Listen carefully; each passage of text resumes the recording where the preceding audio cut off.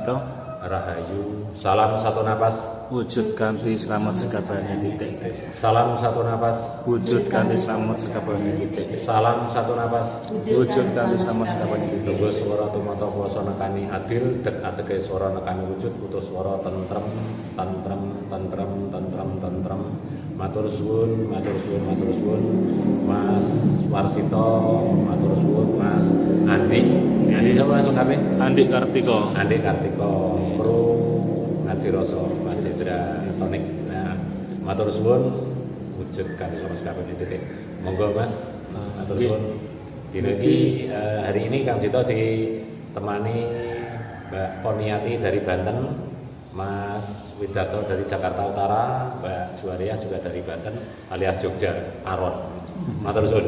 Monggo Mas Andi Kartika, Mas Warsito. Nggih, matur suwun nampa kangen. Niki terkait dengan wujud kanthi slamet Kang sekabehane titik. Niki banyak teman-teman yang mengkaji tentang dawuh Kang Sito itu. Soalnya wujud kanthi slamet sekabehane titik itu kan bukan sembarangan orang yang bisa memudar itu. Banyak yang itu kan yang tanya asal-usul dari tembung itu kan. Luluh swara lungguh kuwasa kang kuwasa nguasani urip-uripe swara kang mudhana wujud-wujude kuwasa kang netepi adil, duduhe kuwasa kang kuwasa mudhana utuh-utuhe swara temeka tentrem. Wujudna kabeh uripe utuhe swara nekani titik, duduhe kuwasa nemoni tentrem. Duduhe laku lungguhna swara nekani adil. Dulur-dulur, swaraku adil, kuasaku adil, duduhe adil, tatanane adil. Tondo tatanane adil, adile diri pribadi tentrem. Saudaraku, pada kesempatan siang hari ini Kang Sito mau menjabarkan tentang apa yang ditanyakan sedulur-sedulur kita. Dalam kesempatan ini Mas Hendro Kartika dan Mas Warsito menjembatani untuk supaya mendapatkan jabaran tentang wujud kanthi slamet sekabehane titik. Pada waktu tahapan Kang Sito didhawuhi yaitu untuk menjalankan ajaran budi luhur. Awalnya seperti itu. Jadi biar runtut ya. Nah, biar runtut. Kang Sito didhawuhi untuk menjalankan ajaran budi luhur. Nah, ajaran budi luhur di situ Kang Sito sempat bertanya-tanya apa yang disuarakan kuasa kepada Kang Sito atau yang didhawuhkan atau yang diberikan Kang Sito sempat tanya apa makna dari budi luhur itu. Ketika Kang Sito tanya seperti itu, Kang Sito dikasih 3 kata ini, yaitu simbol napas 3 dan 1. Jadi Kang Sito didhawuhi seperti ini, kuasaku kue utuh, utuhno sejatine wujud. Dawuh seperti itu. Nah, ojo goroh, kudu jujur, ojo dendam, utuhe ojo sombong. Napas 3 kali, terus yang napas 1 kali adilnya diri pribadi, kan? Terus di situ dikuasakan kata wujud kanthi selamet. Awalnya seperti itu, ya kan? Terus tahapan berapa tahun disuruh menambah sekabehane. Setelah berapa tahun lagi ditambah titik. Jadi enggak langsung kata-kata itu langsung wujud kanthi slamet sekabehane titik, enggak seperti itu. Bertahap. Jadi Kang Sito pertama menerima dawuh ini, jangan bohong. Ya, kalau bahasa Jawa kan ojo goroh ya. Jangan bohong, terus harus jujur, jangan dendam atau jangan sombong. Ini tiga langsung. Ya, tiga ini langsung, ya. Terus adilnya diri pribadi itu. Nah, setelah itu baru wujud kanthi slamet. Nah, seperti itu. Nah, Kang Sito diberikan penjabaran seperti ini. Mapane atau tepate dari jabaran wujud kanthi slamet sekabehane titik itu seperti ini. Wujud, ya kan? Wujud pertama ini adalah atas kuasa yang menguasakan hidup atau uripe ucapan, ya kan? Jadi kita ini harus bisa jumbuh atau nyampe ke utuh itu sendiri yang memasakkan ucapan ini, ya kan?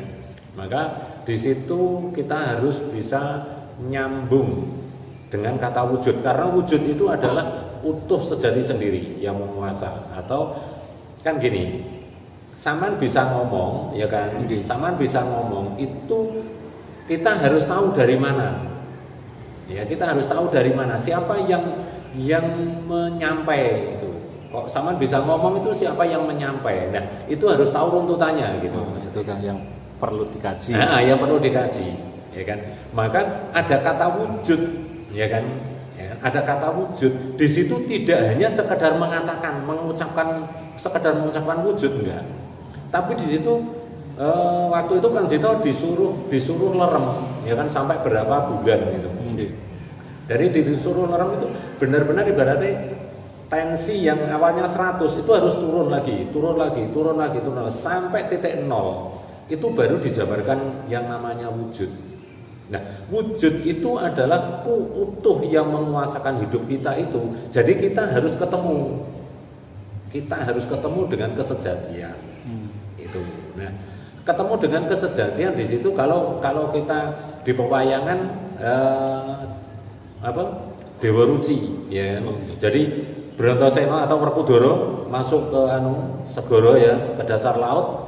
Pewayangan kan seperti itu, ketemu Dewa Ruci. Sama. Jadi ketika kita tensi ego yang tinggi itu, kita harus menekan, harus turun terus sumeleh sampai benar-benar.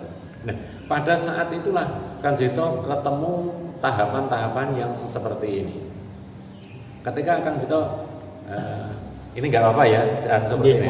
Jadi Kang Jito tahunya tahapan-tahapan itu seperti ini. Pertama itu disuruh diam. Ini. Diam ini nggak ketemu apa-apa. Terus bertanyalah dalam penjiwaan Kang Jito. Terus kalau diam seperti ini apa yang ditemui? Nggak ada apa-apa, ya kan?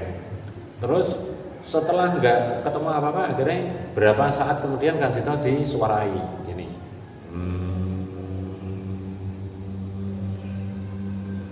Ini sampai panjang dari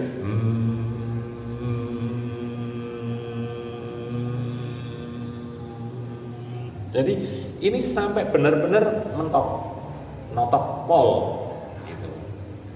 Itu suara dengan kuasa, ya, dengan kuasa yang menguasakan hidup Kang Jito itu. Oh, itu dawuh pertama.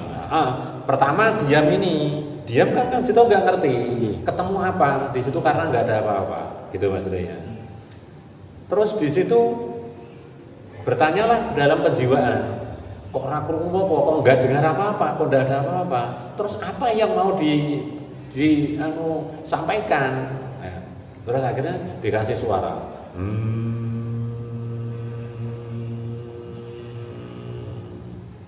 Setelah itu pun bagaimana cara menjabarkan itu, ya kan? Bingung juga kan Kang Jito. Nek sampean nggak ngerti, ya, sampean sudah bisa menjabarkan apa belum? Nggak ngerti Kang Jito. Tapi Kang Jito sendiri waktu itu bingung. Jabarnya piye? Tanya lagi dalam penjiwaan. Setelah belum ketemu jawabannya, akhirnya ditemukan.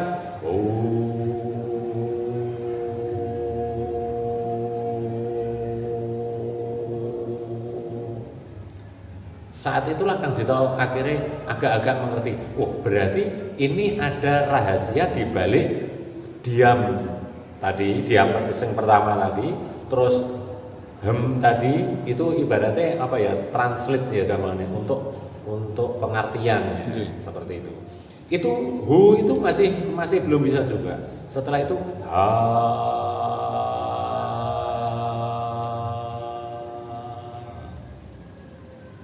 ada ada ha. Kang Jito teringat masa lalu. Ketika Kang Jito masih dalam perjalanan, banyak dari orang-orang Winasis yang mengajarkan kalau keluar napas kalau masuk hu. Kadang ada yang masuk keluar hu, kan seperti itu. Berarti iki hubungannya dengan napas. Kang Jito kesimpulannya. Tapi di situ belum ada penjabaran. Ya kan? Sampai disitulah ketemu tembung atau kata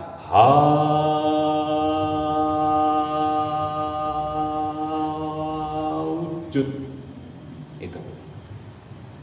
Jadi sampai 5 itu akhirnya dijabarkan. Nah, penjabaran itu dawuh yang diterima Kang Jito iki nek di bahasa Indonesia kan ya. Iya. Nah, rata-rata masalahnya banyak dulur-dulur yang anu ya. Iya. Tanya anu. Kalau di bahasa Indonesia kan seperti ini. Hawa suara ada kuasa yang menguasakan, hawa kuasa yang menguasa itu adalah kuasa utuh itu sendiri. Maka kamu harus ketemu dengan utuh wujud sejati. Nah, setelah berproses berapa tahun ya, mulai dari perjalanan Kang Jito laku itu tatanan ini nyampe akhirnya didhawuhi wujud. Nah, sampai 5 kali. Nah, di situ akhirnya dijabarkan. Wujud itu dalam kesejatian yaitu kuasa ya aku sendiri itu yang menguasai hidup orang ini maksudnya ya.